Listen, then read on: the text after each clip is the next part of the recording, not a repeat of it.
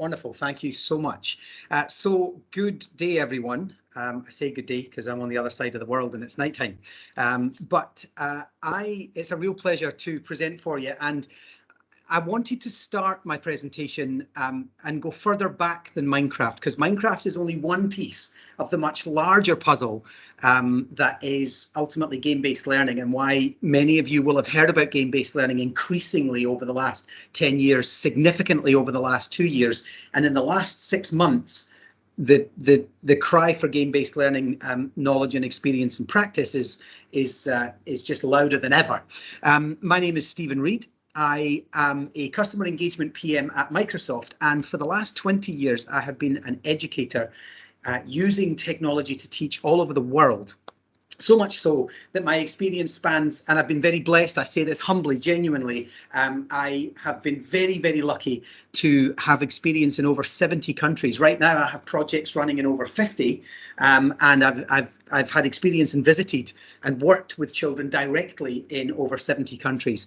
And I mean that quite literally, from some of the most expensive and prolific schools in the world, to in places like Britain and the United States, to quite literally teaching under a tree in South Africa, where students had to walk many, many miles to get to the tree that they knew that I would be under, because that's where school was.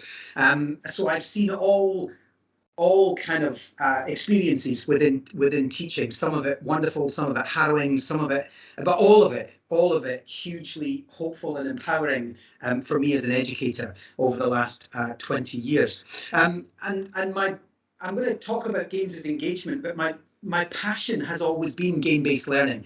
I've been using games to teach for the full 20 years, and I'll talk a bit more about the history of that shortly. But I also use podcasting, animation, filmmaking, 3D printing, virtual reality, artificial intelligence, you name it, I've used it, especially where technology is concerned. And I'm talking, again, 20 years ago, when trying to get teachers to use, my peers, to use Audacity with some cheap microphones to do some audio recording was the struggle, because technology is always the struggle, and new technologies spring up all the time, and part of my role has been to audit those technologies. Just in case you think I go throwing technology into schools randomly, I'm very, very serious about auditing the technology on the basis of 3 core pillars, which we'll talk about in a moment. I then if the technology doesn't work or is not significant enough to have significant enough educational impact, I then let it go. If it is, and I can see it, I wrap it in curriculum, pedagogical practice, assessment, and then I deliver it back into the education system. And I've done that ever since I was a young teacher, working significantly to teach my peers as well as my students. But when we talk about games, I've been a gamer for 20 years as well. Actually, I've been a gamer since, so that would be like 40 years I've been a gamer. But in terms of games as engagement, a lot of people think, well, come on, gaming is just one of those things that kids do in their parents' basement, right? But actually, there's 2.5 billion gamers worldwide. The gaming industry is 197.1 billion as of 2022, and that significantly is the highest and fastest growing media market in the world. More than movies, more than television franchises, and also more than music, the music industry. 60% of your peers play video games daily. That's what we reckon makes a gamer. Somebody who, not necessarily daily, but somebody who turns to games regularly enough that it becomes either a hobby or part of some sort of escapism or some sort of social connection. And you can read all these, and I know this is being recorded, but some of the more significant ones, 59% of gamers are male and 41% of gamers are female. This kind of goes up and down depending on what you're looking at, but it's roughly there. Minecraft is called the Great Leveler, which of course we're going to focus on in the second half of this presentation. Minecraft is the great leveler in terms of the fact that it's 51% male and 49% female. So a big significant difference in that one. The average gamer is 34 years old and a property owner. I mean, becoming a property owner is a game in itself, and a very difficult game in itself these days. But the average gamer is actually not just sitting in their parents' basement with a geek t-shirt on, they actually have responsibilities and properties and in some cases extremely well-paid jobs, and they don't necessarily work in the gaming industry. And then finally, more people watched, and the key word here is watched. So if you're wondering, but surely the engagement can't be that high, really, more people watched esports in 2021 than any other US sport except the NFL. Well, technically, therefore, any other sport in the world, because I think the US have the highest sports numbers, viewership numbers in the world, except the NFL. And the NFL, in terms of viewership, will be overtaken by 2025. So all you sports fans watching, and I know in America there are huge NFL fans, there are hockey fans, what's going on right now. People are watching other people playing video games more, significantly more, talking millions more than are watching any of the sports that you're watching, except the NFL. So engagement in games, gaming is a very, very real part of our social construct. I mean, it always has been. There's a wonderful book, if you're interested, called Reality is Broken by Jane McGonigal. And someone might want to pop that in the chat.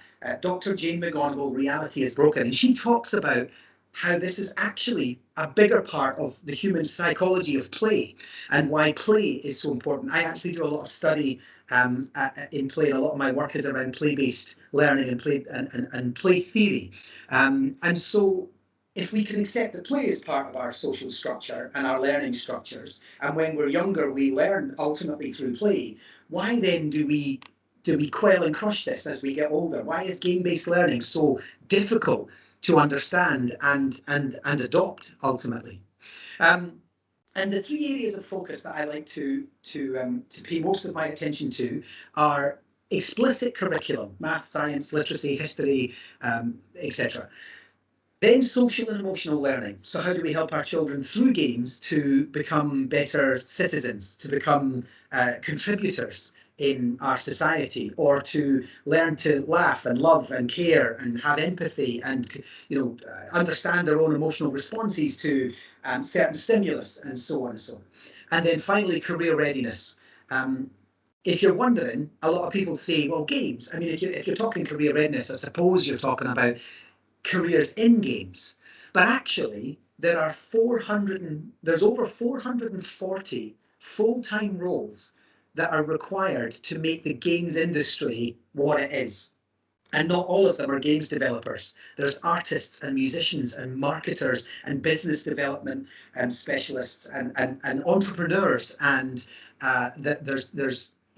we do esports events, and there's shoutcasters and chefs, and there's just the most wonderful plethora of and varied roles to make games in the gaming industry be what it is. And those students that are sitting in your classrooms, they're looking for those jobs. They're priming for those jobs. They're in this space that they want to be in, and suddenly there's a role available for them. And so to know that those roles are available is to know the industry. And so that career readiness is really critical for us as educators, wider educators. So let's focus on curriculum first. The first ever game that I taught with was Command & Conquer Red Alert. Some of you on the call might remember from 1996, I believe. Westwood Studios developed this top-down war game where you fought as either the Allies or the Soviets. Now, you might be thinking, hang on, you took a war game into a classroom. I am absolutely not an advocate of violence in games generally, especially not gun violence. But to look at something like this as a top-down isometric game where you might start to control troop movements and then decide where and if and how those troop movements engaged with each other in order to be able to take significant parts of land, suddenly you're looking at a history curriculum, especially if you combine this game with a blank map of Europe on the wall. And we model this game around World War II.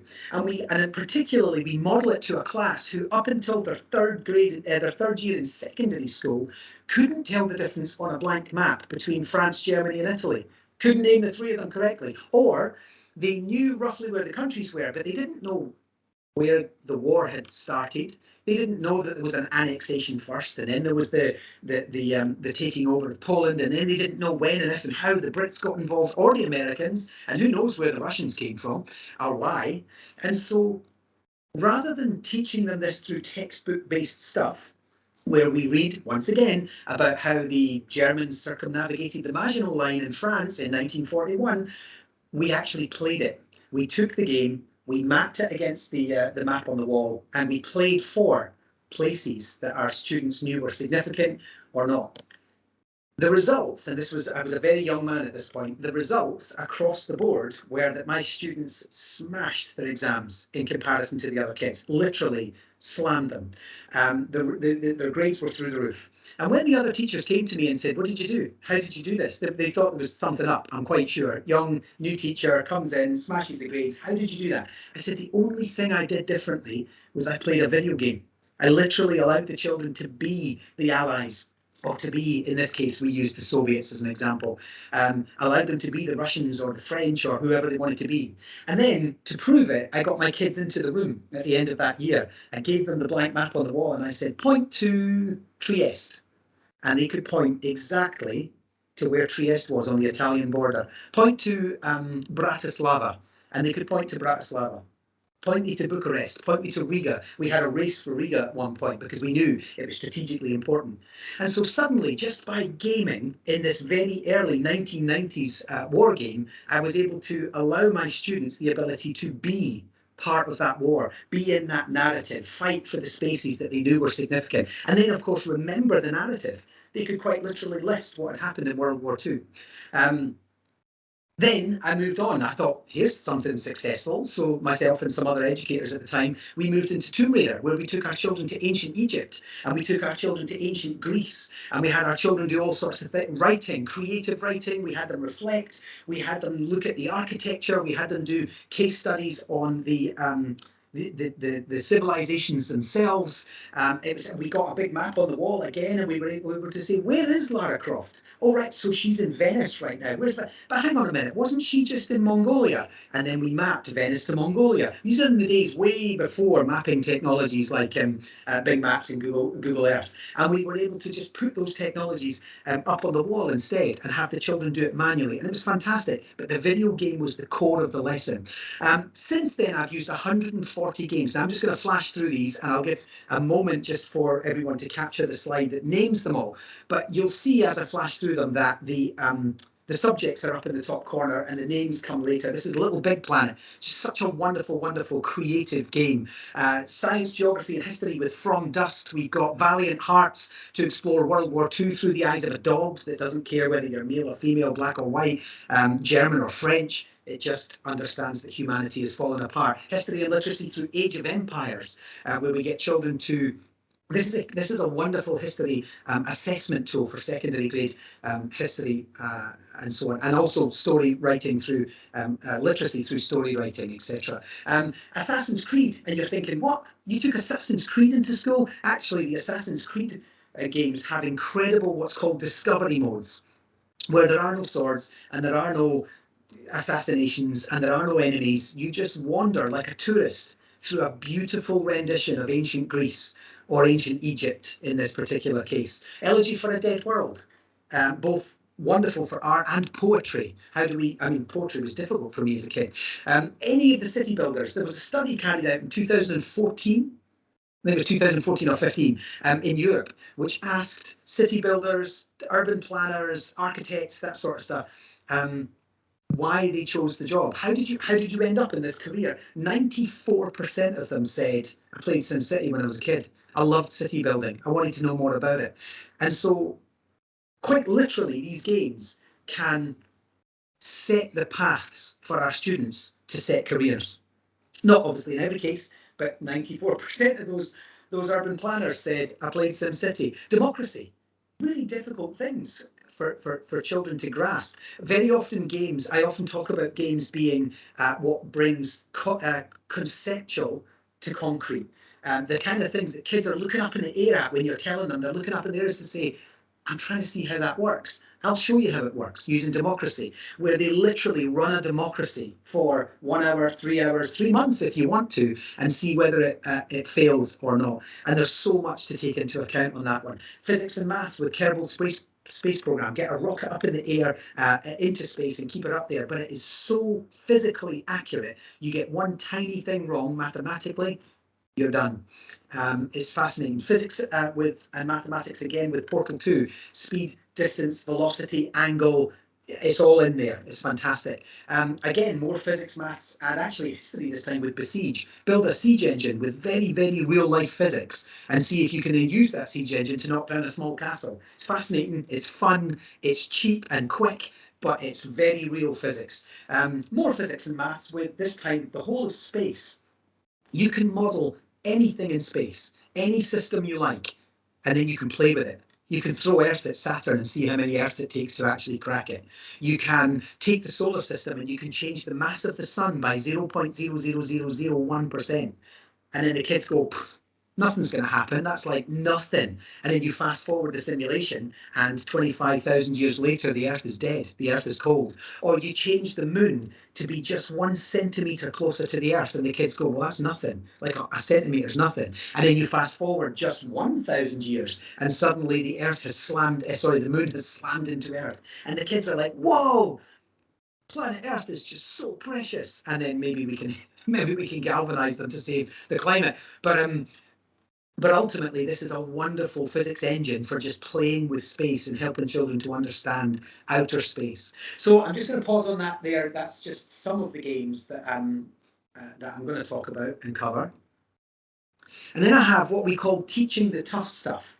And teaching the tough stuff is something that I've been working on for the last 12 to 14 years. I'm a huge believer that our education system is ill-equipped for what we call teaching the tough stuff. And significantly, that stuff that we know we should be teaching, but we don't have the time. It's not educators' fault by any stretch. In fact, many educators wish they could teach it.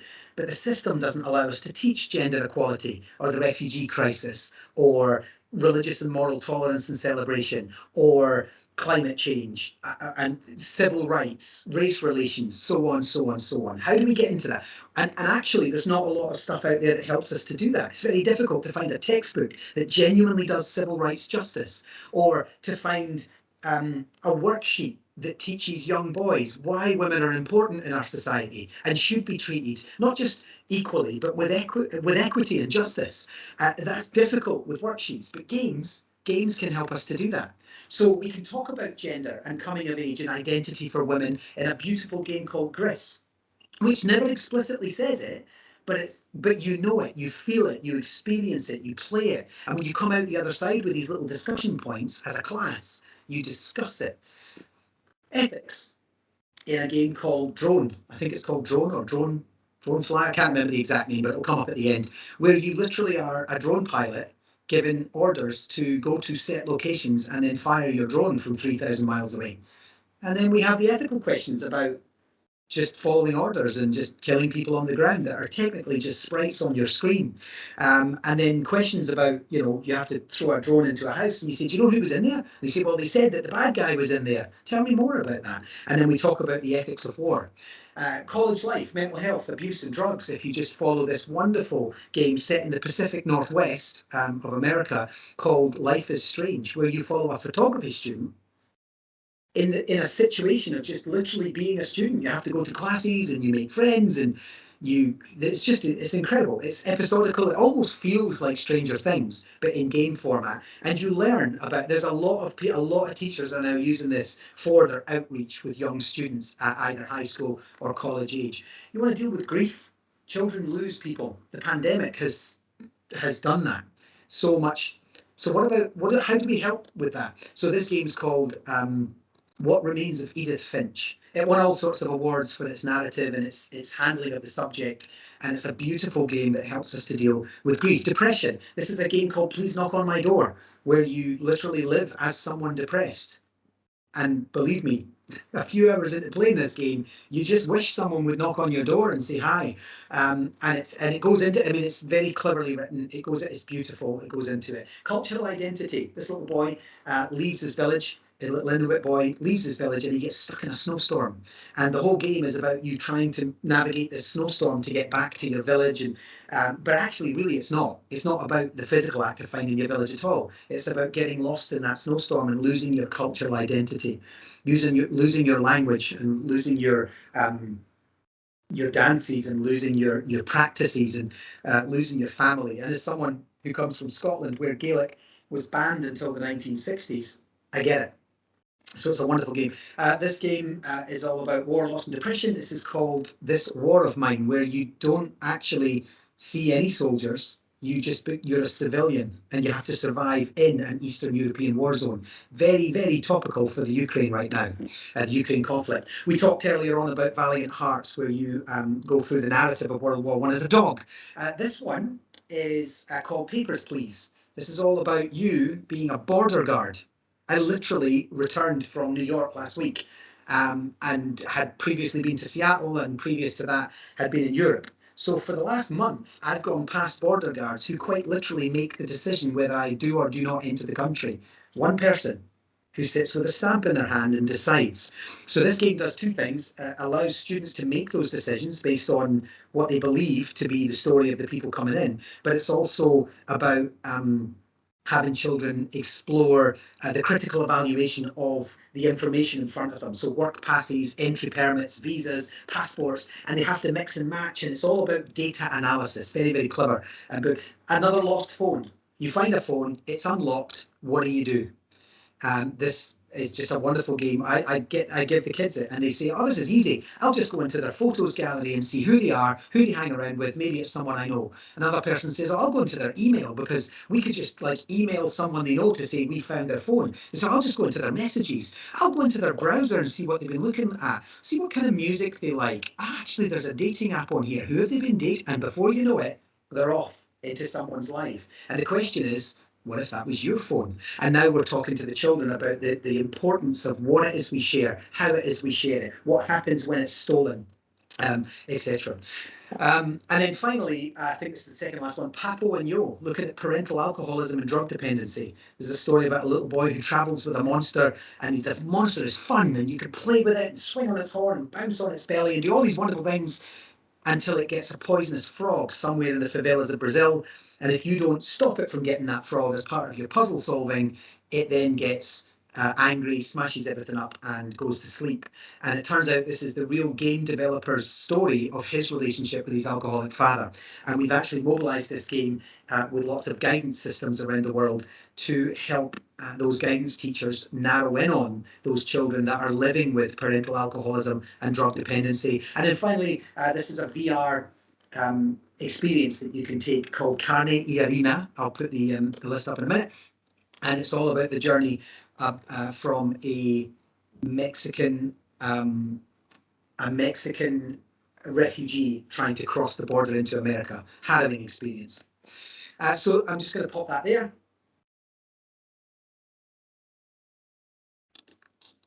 Give people a few minutes. I'll actually take this opportunity to check the chat.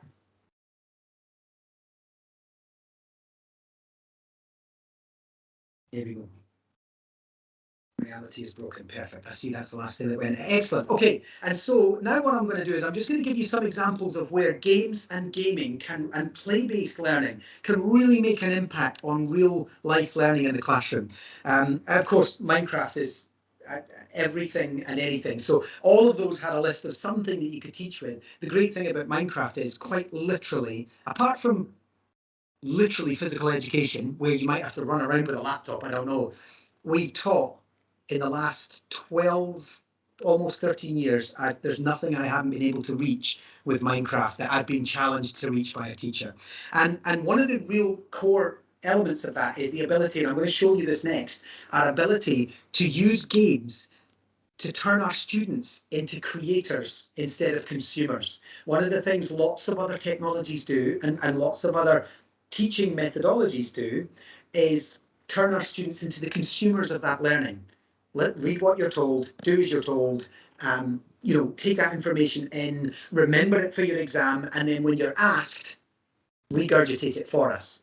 But actually, our students are so much more than that. And to be able to allow them to create is to embed the learning regardless, whether or not they're asked for it in 3 months' time or not. And so that creation process is really where our new transformative learning strengths lie.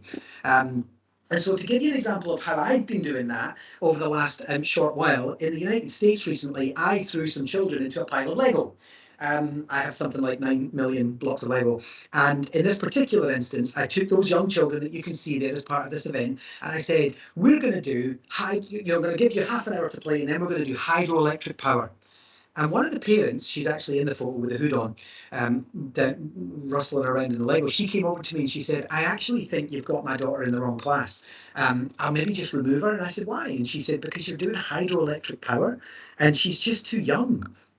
And I said to her, look, just honestly, trust me, leave it. They're going to have the best fun. Leave her in here. So they all paired off. And we talked about hydropower. We talked about what dams do and what turbines do and the topography and the land and how you needed a raised land for a reservoir, and then the water has to be able to then pile up in that valley. And quite often we flood valleys that have villages in them and we have to move the people out and so on and so on.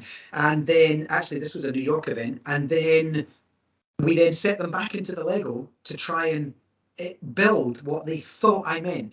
Really, no visual aids whatsoever. And 1 hour later, that's what that little girl and two of her friends made. They understood the topography. They understood they needed the raised, hilled environment. They understood that there was higher water and lower water. And then you would have to somehow wall that water in to create pressure, which would eventually turn a turbine. And then the next day, because that event was on a Saturday, the next day on the Sunday, we brought them back. We gave the same kids Minecraft as a group, and we said to them, let's build it in Minecraft. And so they did. They took Minecraft and they built what they understood, and they piled it in, and they made the raised platform, they made the topography, they even made, and I didn't ask them to do this, they even made a dam, a fish dam. And inside that fish dam, they put little salmon and things. And when I came over to them and said, why did you put a fish dam in there? And they said, well, the fish get stuck. And if the fish get stuck, they can't get up the river. And so on. And so they had gone away and kind of learned about this. And we gave them iPads so they could go and research and look at pictures and things. So they made it and it works, which I won't go into today because we don't have time. But in the UK, this is a building called Pennycook House. It's an old ruined building in Scotland, and it went on fire in 1899. And this is a replica of an old photograph. It's a black and white photograph normally of them rescuing the furniture. The building was built in the 1600s by a very sort of rich trader with India, a Scottish trader who traded materials with India. And then, in fact, he was responsible for bringing ladies' tights back to Scotland and then selling them back in the UK, and kind of made a thing of, well, they became popular apparently because of that. Anyway, one night, 1899, just before the turn of the century, his house went on fire and they couldn't put it out, so they rescued the furniture. But nobody could tell me what this ruin on the top of it, because it still exists as a ruin and you can walk your dog around it, but nobody could tell me in the local town what it was for. I mean, a few adults might have, but the kids certainly couldn't, and the teachers couldn't. And I said, do we not talk about this? They were like, no. So I took the kids up one afternoon with permission, and we had a rope technician specialist. We gave them a drone to play with, and they all learned to play the drone and take pictures with it and video. They measured it with meter sticks, they drew it, they craned it, they painted it. We just had fun. We had a whole group of people up there teaching them all these wonderful things, but it was all data. And then they took all that visual data back to school, and then we went into Minecraft and said, if every brick in Minecraft is 1 meter cubed, build that for me in 1-to-1 scale. And so they did. And this is what they came up with. And then, as you can see from the roof, we then got the kids in the next day. We asked them to dress as Victorians. We had tea and we watched it burn just like the Victorians. We rescued the furniture, we put it on the lawn, and then we all sat on the lawn in digital format and we watched it burn just like the night of 1899. And then we exported it and we 3D printed what was left using a standard school 3D printer. And that's what came out. They were able to walk away. We painted it. We sprinkled some grass on it with some glue. And then we all went back with our parents and we put our models in front of, and we did a photography piece where all the kids could then model their building in front of the building that they'd been to in the first place. It was that full cycle learning, and it was 10 minutes up the road.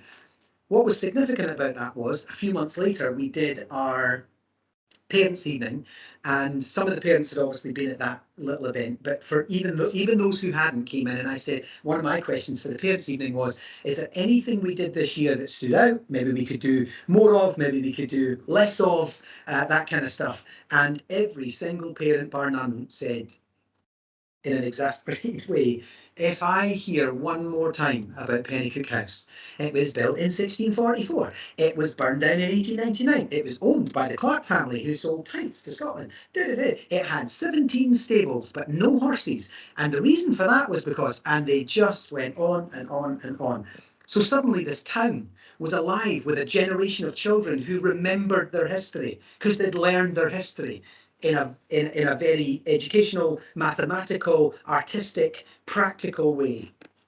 And then finally, in South Africa, I met a man who lives in a house like this. They build their houses themselves. They live in places called townships, like Kagiso, which is where we were. Kagiso is a sprawling metropolis of this kind of thing, where people live and they have very limited access to electricity, very limited access to fresh water, and very limited access to education. In fact, so much so that there are no schools, or were no schools in Kagiso. And what I did was I got speaking to the community, and I wondered if there was I envisaged that we might be able to build a school. And I wondered if a 3D printer was the tool. And people said to me at the time, it's ridiculous. What a ridiculous concept. How could you build a school with a 3D printer? But here's what we did. I took them a 3D printer. This is one of the little boys from the village looking inside. You can imagine what's going on in his mind when I told him, this makes things. This can make anything you want. Now, for those of you watching, your school might have one of these. Think about that for a moment. A 3D printer can make, within a scale, anything you want. Now, we might not think much of that, but somebody who has nothing suddenly thinks the world is at his fingertips. So he was like, what do you mean, like, and I said, make teddy bears, make toy soldiers, make spinning tops, make airplanes, make whatever you want. And then what we did was, and I'll show you on this slide, we designed toys. I gave them it was my laptop, one copy of Minecraft, showed the kids how to play it. I got them to design toys. Then we created those designs in Minecraft to scale. The bigger, it's like voxel art. The more blocks you build it with, the more detail you can have. We then 3D printed those toys using that 3D printer that I put in. It was $250 or $200, I think. And then we painted and sold the toys for money. And this video will show you Joseph Mary's spinning top, spinning around there. This was made in Minecraft. He knew that he learned that he had to make it equal, because if he spun it and it wasn't equal, it wouldn't work, etc. And then we sold those toys. And with those toys, we bought bricks. And with those bricks, we built a classroom, and then another one, and then another one. And now, right next to that corrugate iron and that little stone house there, we quite literally have a school. I mean, it's tiny. I think there's 13 children there now. But somebody donated books, somebody gave us glass for the windows, somebody gave us roof tiles, somebody came along and made a pathway leading to the gate. People started to donate their own time, and the kids laid the bricks. That was the other thing. The kids literally made a school by making toys and selling them using one copy of Minecraft and a 3D printer. And so games can quite literally open us up to quite transformative life experiences rather than just transformative classrooms. But that stuff can start in the classrooms. So what I'm going to do now is I'm just going to stop there, and I want to share. I'm going to stop sharing. Let me see.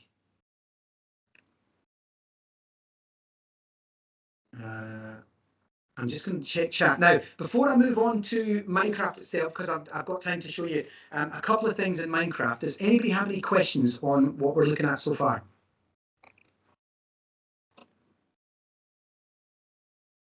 I'm going to share my screen, but put Minecraft on it, because then that way when I do... Okay, good stuff. All right, let me just show you then. We are talking significantly in this case about Minecraft Education Edition. Minecraft you'll be familiar with in some way. I'm sure you've heard children talking about it. Maybe your children at home have it. Children in your school talk about it. We're talking about Minecraft Education Edition specifically, which comes with a whole series of features. It's basically exactly what kids have at home or are used to in some capacity, but it has extra features, one of which is an entire library. If we click on the library, and we click on subject kits, you'll see that we have dedicated worlds for science, chemistry, biology, biodiversity and extinction, and there's a whole bunch of other ones, and then maths, Common Core Grade 3, Common Core Grade 4. If we click on Grade 4, it doesn't work because of the internet that I'm on, but there's probably 12 to 14 lessons in there, maybe more. If we click on literacy and language, there's literature studies like Treasure Island, Kensuke's Kingdom, and Swiss Family. These are all built in there. There's history worlds, geography worlds, science worlds, climate and sustainability worlds. It's all in there, as well as other features. But for the meantime, I'd like to show you, let me start with our toy box series, and to do that I actually need to click on here. I need to go to here.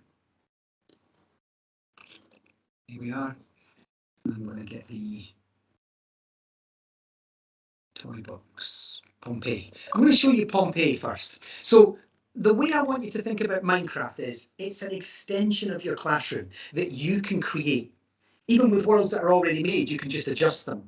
And to show you what that looks like, you might consider, if this is a real person here, this might be you, your classroom would normally be, and each block is a meter, your classroom might be 5 meters in that direction, 6 or 7 meters in that direction, and then we hit a wall, right? But for us, we can keep going. And then we can see there's a bathhouse, and I'm going to fly through it. A Roman bathhouse with bathers in it. And then we're going to go out into Pompeii. And we're going to see blacksmiths and stables and temples and poor districts and senates and gladiatorial arenas and farms and schools and all sorts of things. But as we come further out, you'll see that in fact, it's all contained in a giant toy box. As if in the classroom, this box was sitting on the desk. And then when we opened it, a diorama of Rome came out and we were able to look at Pompeii itself. And then we've got this memorabilia on this side, like shields and swords and standards and things and pillars and archways. And over here, we've got what looks like spray paints and paintings and stuff like that. The kids love it. It's an immersive environment. And then inside there, we have, this is where our lessons are contained. So for example, down here, there's a maths lesson called To Feed an Empire, where we quite literally farm and we recognize how much land we need in order to grow enough crops, to get enough wheat, to get enough bread. And to show you what that looks like, I can head over, I could take in fact, I'll go back and do that. We can take the wheat from the fields, and then we can go over to the Fermentatio, which is a Roman bakery. And inside the Roman bakery, if I just give myself some wheat, because I didn't actually take it in the right game mode, I can go up here and I can use the wheat to make bread. And when we get bread, we can eat it. And now we start calculating, well, what if everyone in your class needed bread every 30 minutes? How much land would you need? And how long does it take for the crops to grow back, assuming you remember to replant the seeds and you had the right irrigation? And what if we said that 2% of your crops died every hour and your class grew by one person every 15 minutes? And suddenly they're doing these lovely complex mathematics, looking at just the ability to be able to feed themselves. We do geography just by looking at merchants. We get a map on the wall and we say, who were the merchants that the Romans decided to trade with? Because there were some people they just conquered, but there were others that they traded with. They traded metals and jewels and in some cases people, which was horrific, and so on. And the kids are like, wow, and they go off into the geography of the world and they look at the Roman Empire and how it grew and who they traded with and so on. We have a gladiatorial arena where you quite literally press this button and this button and you get gladiators. And then we can look at gladiatorial life. Your children can have their own little gladiatorial fight. Little mini e-sporting class. We have schools, libraries, theatres, where the kids literally do like a Roman comedy in there, for example. We've done that a number of times. They've got barracks, but what we're ignoring, of course, is the volcano in the room.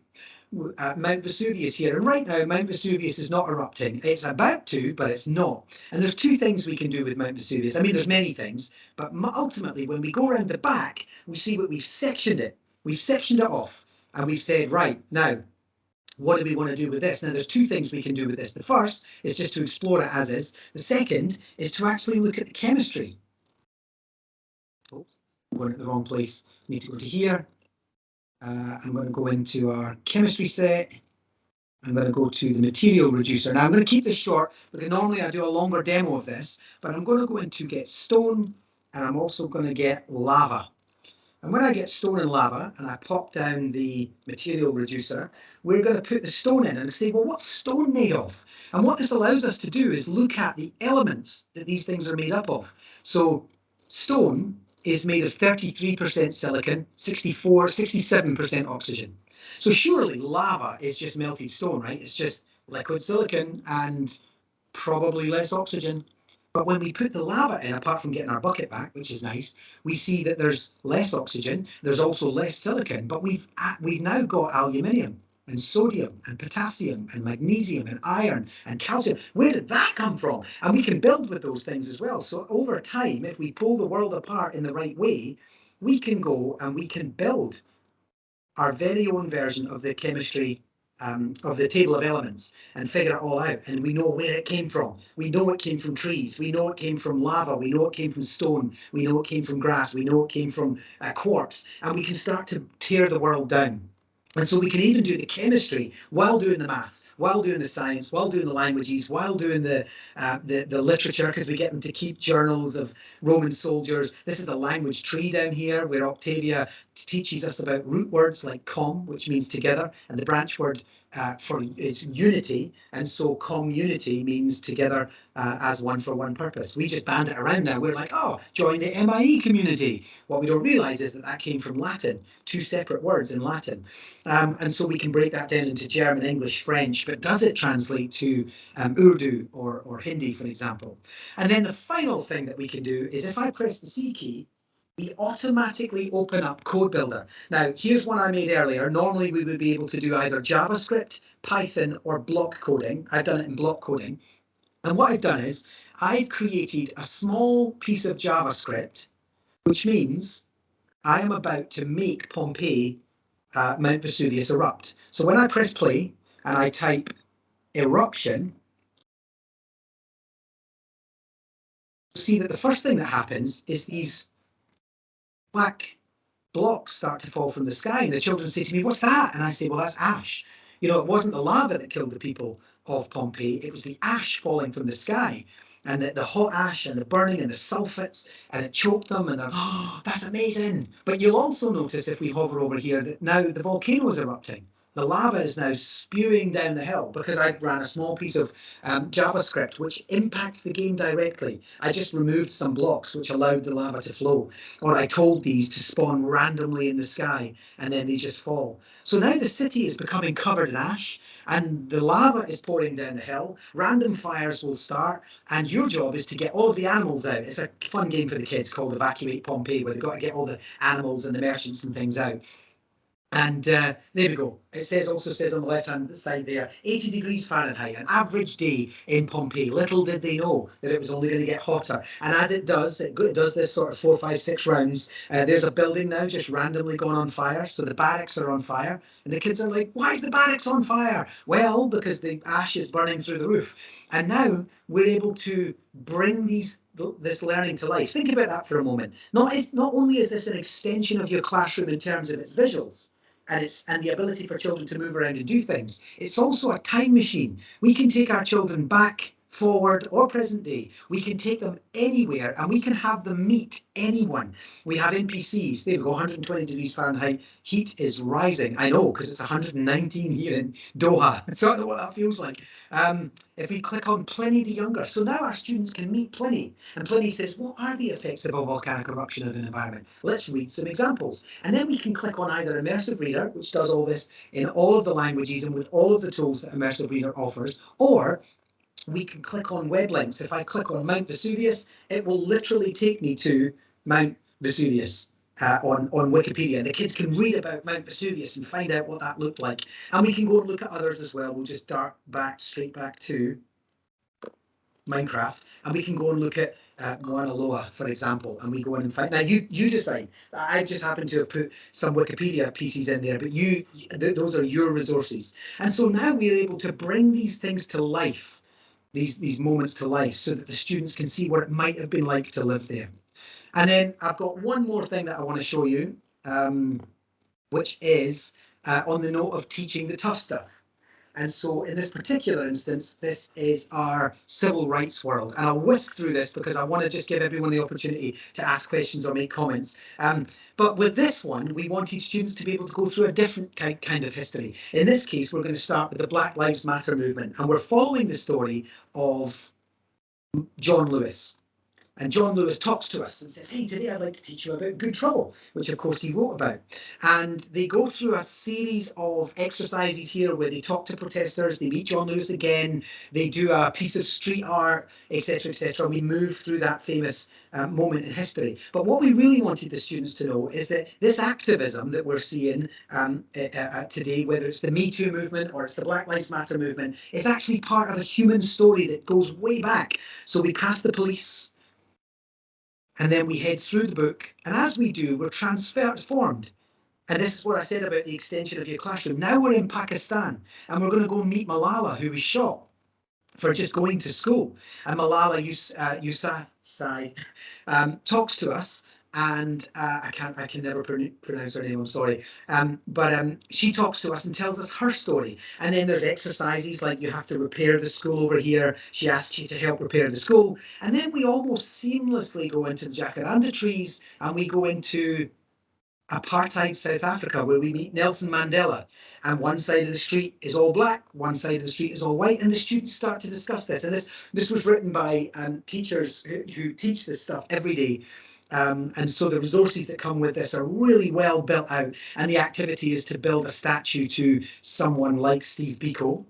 And then suddenly we think we went into a South African building, but now we're in 1960s America, where we meet Martin Luther King. We can do a Woolworth sit-in. We can get on the bus and we can meet the wonderful Rosa Parks there. And Rosa Parks tells us her story.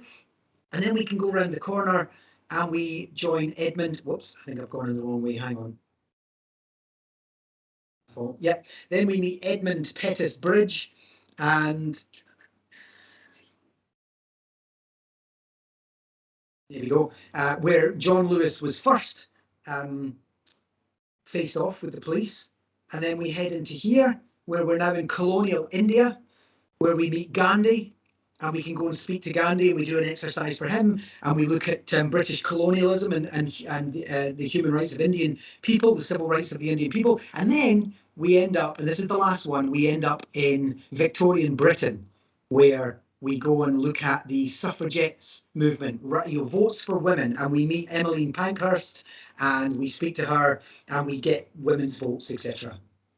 So I'm going to finish there. I could have covered way more in terms of the Minecraft stuff, but I think the whole system of game-based learning needs, let me just stop sharing. There we go. The whole system of game-based learning needs its own space, and Minecraft just happens to be one of the leading products in that space. Does anyone have any thoughts or questions? I know we've got like sort of 8 to 10 minutes left. We did get a question in the chat, and it asked, can a teacher add resources such as various other Wikipedia links?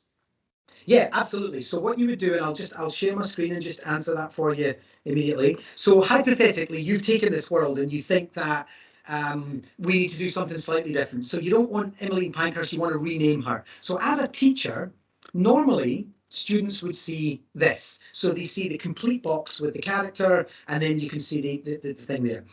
You can either add an NPC on your own, which would be, let me just go into teacher mode, and you would be able to do that yourself. Click on that. Then we can choose what that character looks like. We can call that character Dorothy. Dorothy. It's Dorothy, isn't it? It doesn't really matter, but anyway, that'll bug me. Right, okay. Then, so you can name that character Dorothy. You can edit the dialogue and you can say, hi, I can say whatever you want me to say. And you can add any, now that can be instructional, it can be delivering questions for answers, it can be directional, it can be narrative driven, it can be whatever you want it to be. Your NPCs could quite literally be your assessment. And then down at the bottom where you've got advanced settings, you just click add URL and you just put in https:// I bet this website URL is not real.com. Right, okay. And then we can change the name of the button to here. And then you're done. You just close it off. And then next time your students walk up to Dorothy, so now they'll see Dorothy, they click on it, they'll see the dialogue, and then they click here. There you go. Can't reach this page because I bet this website URL is not real. It's not real. But you get the idea. So where am I? Back to Minecraft. Yeah. So you'll be able to, oh, actually you didn't see that, but anyway, because I shared Minecraft only, but really that just took me out, and instead of going to our Wikipedia, it took me to a dead link. Back to chat. You can take anything that's on the library. If you don't want to build your own, you can take anything that's on the library and you can redesign it yourself. Take that Pompeii world, add your own Pompeii narratives, storylines, and characters. And not just that, you can break the worlds down as well. I'll show you another example of what I mean by that. It could be that when you, and quite often this happens, if I just decide that I don't like this wall over here, and I do /WB, as a teacher, you can just start to get rid of that wall. You can be like, you know what? I don't need that. And you can just, or set your kids about it and say, listen, could you build this for me? I need a lighthouse. Build it for me. Honestly, your kids will manage it. And then what I'm going to do is I'm just going to do that. There we go. So you can decide that you want extra. You're not enough barrels. You're not happy with. You can just add extra barrels. There we go. We can add more. So you can pull apart those. You can pull apart those worlds and do what you like. Any other thoughts, questions? Feel free to come off mic if you wish to discuss with me directly, or so Bradley, that's a great question. There is, you can get access to that through education.minecraft.net, which I'll actually just bring up as a web, but it changes all the time, and I'll show you. So I'll show you what I've done. It's a great question because I've already made something for you. Education.minecraft.net. There we go. I'll share my whole screen now. So there's lots of things, if I just share that screen, there's lots of things on this website where you can go to the Get Started, connect with other educators, check out the resources.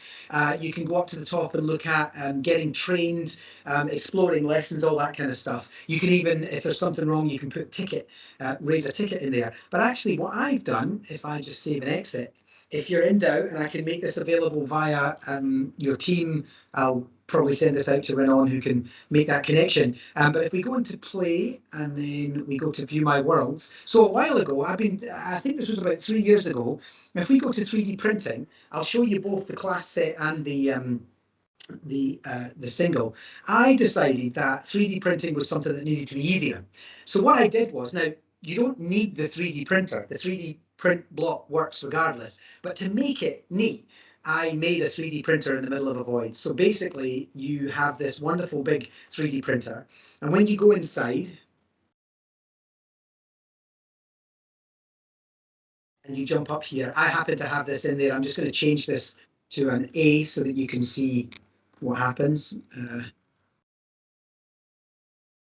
It doesn't really matter, but we're going to do it anyway. There you go. Just change that to an A. Also, I'll show you that it also works the other way if I just, yeah, okay. Build plate. This is your 32 by 32 build plate. And what you can do is you can click on this block called a structure block, and you'll see that it actually gives you a preview of what you've built. At which point you click, and it's already done for you. Normally you have to set the size, you have to set the offset, you have to, I've done all this for you. So it's built into that world. And then you just click export. And it literally generates a model and exports it as a GLB file, which you can run through something like Cura or whatever, and it's ready to 3D. In fact, sometimes GLB just goes straight there. But not only 3D printing, virtual reality, merge cubes. Once you've pulled it off of Minecraft, you can use it for almost anything. And so there we go, your 3D print.glb, and then you just run that through Cura, change it into an OBJ, something like that. So that world is available to you. If I go and save and exit, and we go my world's 3D print, there's a class set of 32 where that's a bit dark. Anyway, I'll get us back out. There we go. You'll see that I'm now in lots and lots and lots of these. There we are. So what I've done is I've created an entire class set, all numbered. And this is actually being used by a teacher in Australia at the moment who literally only uses it for this. And so what we would do is we would go down, your students would be assigned a printer. Once they'd finished their design for their toys, for example, like we did, you would say, right, you're assigned to number 6. So they press number 6, they appear inside printer number 6. They then get whatever it is they want to build with. I'm just going to say,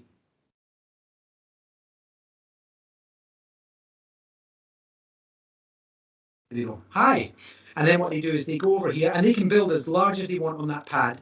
And then you'll see there that I've got my little hi. And then what I can do is click export and they're ready to go. And then all they do is they just go over to here. They clear, there's a clear button somewhere, I can't remember where it is, and then they just return to spawn and they're ready to start again. And you can just use that over and over and over and over again, and it's an entire class set. So that's done for you, and I will make sure that both of those worlds, because I need to tidy them up now, both of those worlds are available for you. They're not in the library, but I can make them available. Let me go back to the chat. Anything else? So I see John's asked a question. What about the limitation of the education version that it doesn't support running as a standalone server? Yeah, so multiplayer is limited on Education Edition, and there's two reasons for that. The first is the technology is based on Bedrock, not Java, and Java, which was the original written in JavaScript, is not as there's big differences between the two of them, one of which is Java's actually not very device friendly, which if you want it in a school, you need to make it device friendly. So we switched it with the Bedrock edition to what we call to C++, optimized it greatly, and then that way it works on the lowest end devices, Chromebooks, iPads, it works on everything, and it works well. And so multiplayer, so Java comes with the big multiplayer structures and servers. Bedrock to some degree does, but it's generally Realms, which it doesn't work in Education Edition, it's still limited. Education Edition does have multiplayer, but you have to host either on a standalone device that sits in your school somewhere, like ISL Qatar in London, for example. The ISL London Qatar school, they have a whole dedicated server, which they just leave a PC on 24 hours a day and it runs servers, or you run it on your own device if and as and when you want your students to gain access.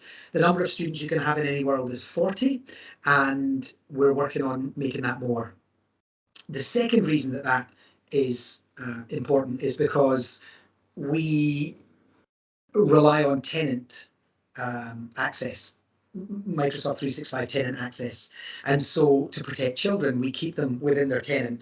And so the idea of having servers that might sit outside their tenant is actually not something that we promote. And so it's easier if it's just held within the system of the tenancy.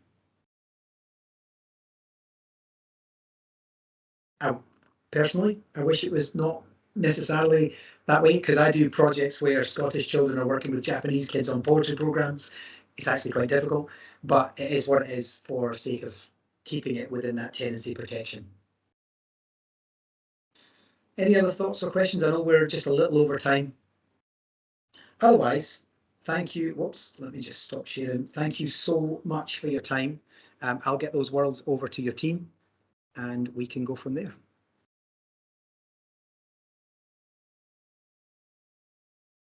Fantastic. Thank you, Stephen. No problem. Thank you. And as a reminder, we'll send out a recording of this webinar shortly if you've registered. If you haven't, make sure you go ahead and sign up in the form. That way you'll get the recording. Thank you, everybody, and have a good day.